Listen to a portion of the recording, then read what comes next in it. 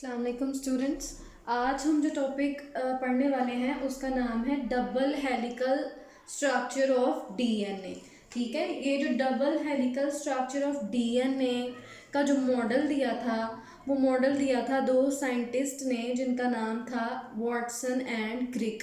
ठीक है, ये दो साइंटिस्ट थे जो यूनिवर्सिटी ऑफ कैम्ब्रिज में रिसर्चर के तौर पे काम कर रहे थे, यानी कि ये रिसर्च कर रहे थे।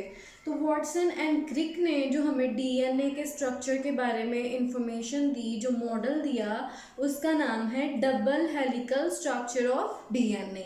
अब ये मॉडल हमें क्या बताता है कि डीएनए का स्ट्रक्चर कैसा है।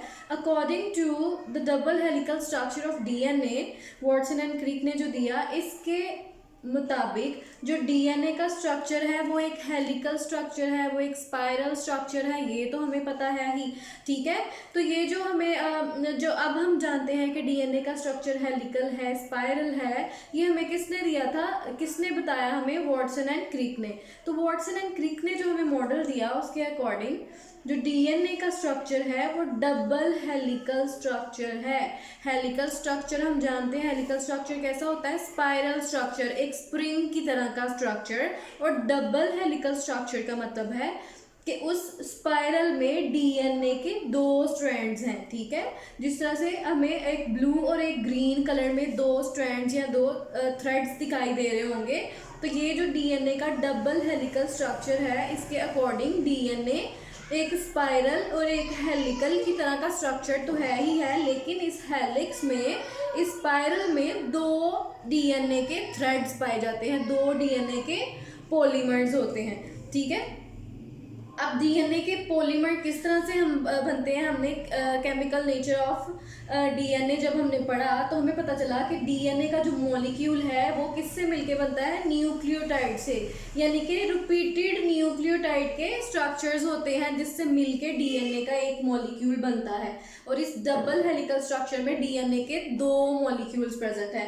ठीक है, जैसे कि हमने कल के लेक्चर में पढ़ा कि दो जो न्यूक्लियोटाइड है वो किस तरह से फॉस्फोडाइएस्टर लिंकेज के जरिए कनेक्ट करते हैं, लिंक होते हैं। ठीक है, हमने पढ़ा जो पेंटोज शुगर है, 5 कार्बन शुगर है, उसके कार्बन नंबर 1 पे, पोजीशन नंबर 1 पे अटैच है एक नाइट्रोजनस बेस, जो कि प्यूरिन भी हो सकती है, पायरिमिडीन भी हो सकती है। ठीक है, फिर कार्बन नंबर 3 पे हमने कहा कि हाइड्रोक्सिल ग्रुप होता है। Carbon number 4 then carbon number 5 पे अटैच होता है फॉस्फेट ग्रुप। ठीक है, अब कार्बन नंबर 5 पे जो फॉस्फेट ग्रुप अटैच था, हमने कहा कि उसके साथ जो हाइड्रोक्सिल ग्रुप अटैच्ड है वो एक दूसरे न्यूक्लियोटाइड के जो कार्बन नंबर 3 पे हाइड्रोक्सिल का ग्रुप है उसके साथ कंबाइन करके एक वाटर मॉलिक्यूल की सिंथेसिस से फॉस्फोडाइएस्टर लिंकेज बना लेता है। ठीक है, फिर हमने ये कहा कि जो एक न्यूक्लियोटाइड है, ये वाला न्यूक्लियोटाइड, इसका 5 and 5 dash and, 5 dash and क्या होता है और 3 डैश एंड क्या होता है कि यानी जो कार्बन नंबर 5 पे जो फॉस्फेट का ग्रुप प्रेजेंट है वो, और दूसरे न्यूक्लियोटाइड का कार्बन नंबर 3 पे जो हाइड्रोक्सिल ग्रुप प्रेजेंट है वो, ये दोनों 5 डैश एंड और 3 डैश एंड। ठीक है, इन दोनों में एबिलिटी है कि ये फर्दर किसी न्यूक्लियोटाइड के साथ कंबाइन करके, बाइंड करके एक और फॉस्फोडाइएस्टर लिंकेज बना सकते हैं। तो इस तरह से जो बहुत सारे न्यूक्लियोटाइड्स हैं आपस में फॉस्फोडाइएस्टर लिंकेज के थ्रू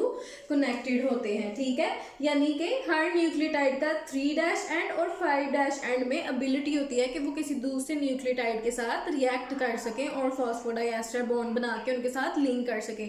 तो इस तरह से हज़ारों न्यूक्लियोटाइड्स आपस में फॉस्फोडाइएस्टर लिंकेज के थ्रू कनेक्टेड होते हैं। तो फिर हमने कहा कि एक हमारे पास जब चेन आ जाती है न्यूक्लियोटाइड्स की, तो जो लास्ट वाला न्यूक्लियोटाइड होगा उसका हमेशा 3 डैश एंड फ्री होगा, उसके पास एबिलिटी होगी कि वो किसी और न्यूक्लियोटाइड के साथ बाइंड कर सके।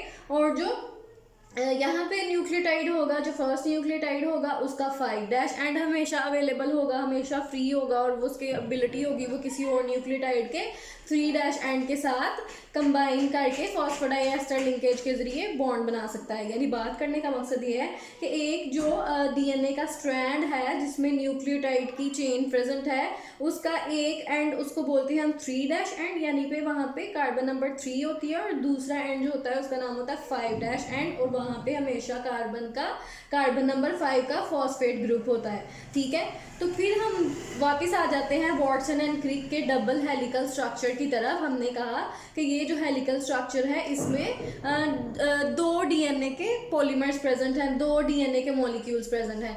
ठीक है, तो वो कहता है कि एक डीएनए का, ये दोनों डीएनए के जो मॉलिक्यूल्स हैं ये पैरेलल रन कर रहे हैं ना। ठीक है, यानी कि इन दोनों पैरेलल हैं, लेकिन पैरेलल ये किस तरह से हैं, एंटी पैरेलल। ठीक है, यानी एक दूसरे के अगेंस्ट इनकी डायरेक्शन होती है। यानी कि अगर एक डीएनए का पॉलीमर 5' to 3' है, तो जो दूसरे वाला स्ट्रैंड है, जो दूसरे वाला पॉलीमर है डीएनए का, वो उसके उल्ट होगा 3' to 5'। ठीक है, यानी कि ये दोनों जो स्ट्रैंड्स हैं डीएनए के हेलिकल स्ट्रक्चर में जो 2 स्ट्रैंड्स प्रेजेंट है डीएनए के, वो एक दूसरे के एंटी पैरेलल होते हैं। यानी कि अगर एक स्ट्रैंड 5' to 3' है तो दूसरा 3' to 5' होगा, यानी वो उसके बिल्कुल उल्ट डायरेक्शन में, ऑपोजिट डायरेक्शन में प्रेजेंट होगा। ठीक है, फिर हमने पढ़ा कि जो एक डीएनए का मॉलिक्यूल होता है उसके एक टर्न में जो एक कंप्लीट लूप है उसका डायमीटर कितना होता है, 3.4 नैनोमीटर। यानी कि यहाँ से लेके यहाँ तक का जो डिस्टेंस होता है, यानी एक कंप्लीट लूप के दरमियान में कितना डिस्टेंस आ जाता है, 3.4 नैनोमीटर। ठीक है, फिर हमने कहा कि 2 जो डीएनए के थ्रेड्स हैं उनके दरमियान में डिस्टेंस कितना होता है, उनके दरमियान डायमीटर कितना होता है। यानी कि ये जो एक ग्रीन और एक ब्लू वाला, ये जो दोनों थ्रेड हैं डीएनए के, इन दोनों के दरमियान में डिस्टेंस कितना है, तो वो है 2 नैनोमीटर। ठीक है, ये चीज़ें हम ऑलरेडी अपने पिछले लेक्चर में पढ़ चुके हैं। यानी कि डीएनए के दोनों स्ट्रैंड्स के दरमियान में डिस्टेंस है 2 नैनोमीटर, एक कंप्लीट लूप के दरमियान में डिस्टेंस है 3.4 नैनोमीटर। ठीक है, फिर हम बोलते हैं कि जो न्यूक्लियोटाइड्स के कार्बन नंबर 1 पे अटैच्ड होती है नाइट्रोजनस बेस, वो नाइट्रोजनस बेस जो है वो प्यूरिन भी हो सकती है, पायरिमिडीन भी हो सकती है। यानी कि प्यूरिन्स में आ जाती हैं साइटोसिन एंड गवानीन, और पायरिमिडीन्स में आ जाती हैं एडनिन एंड थायमिन। ठीक है, यानी कि प्यूरिन्स में आ जाएंगी एडनिन एंड गुआनिन, और पायरिमिडीज में आ जाती हैं साइटोसिन एंड थायमिन। ठीक है, तो एडनिन हमेशा बॉन्ड बनाती है थायमिन के साथ, और गुआनिन हमेशा बॉन्ड बनाती है साइटोसिन के साथ। ठीक है, इन दोनों के दरमियान में जो बॉन्डिंग होती है वो हाइड्रोजन बॉन्डिंग होती है। ठीक है, एडनिन थायमिन के साथ 2 हाइड्रोजन बॉन्ड बनाएगी, लेकिन गुआनिन जो साइटोसिन के साथ 3 हाइड्रोजन बॉन्ड्स बनाएगी। ठीक है, एडनिन हमेशा बॉन्ड बनाएगी थायमिन के साथ, और गवानीन हमेशा बॉन्ड बनाएगी साइटोसिन के साथ। एडनिन थायमिन के साथ 2 हाइड्रोजन बॉन्ड बनाती है, लेकिन जो गवानीन है वो साइटोसिन के साथ 3 हाइड्रोजन बॉन्ड्स बनाती है।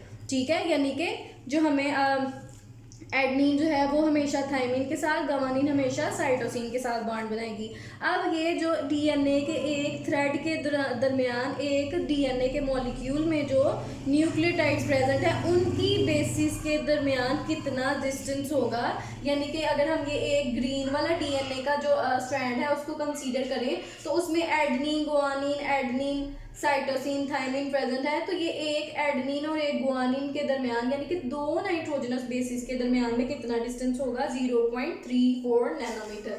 ठीक है, दोबारा से इन वैल्यूज को हम रिव्यू कर लेते हैं। एक कंप्लीट लूप का डिस्टेंस कितना है, 3.4 नैनोमीटर। डीएनए के दोनों स्ट्रैंड्स के दरमियान में डिस्टेंस कितना है, 2 नैनोमीटर, और एक स्ट्रैंड में जो नाइट्रोजनस बेसिस हैं उन 2 नाइट्रोजनस बेसिस के दरमियान में डिस्टेंस कितना है, 0.34 नैनोमीटर। ठीक है, तो ये था वाटसन एंड क्रिक का double helical structure of DNA का मॉडल।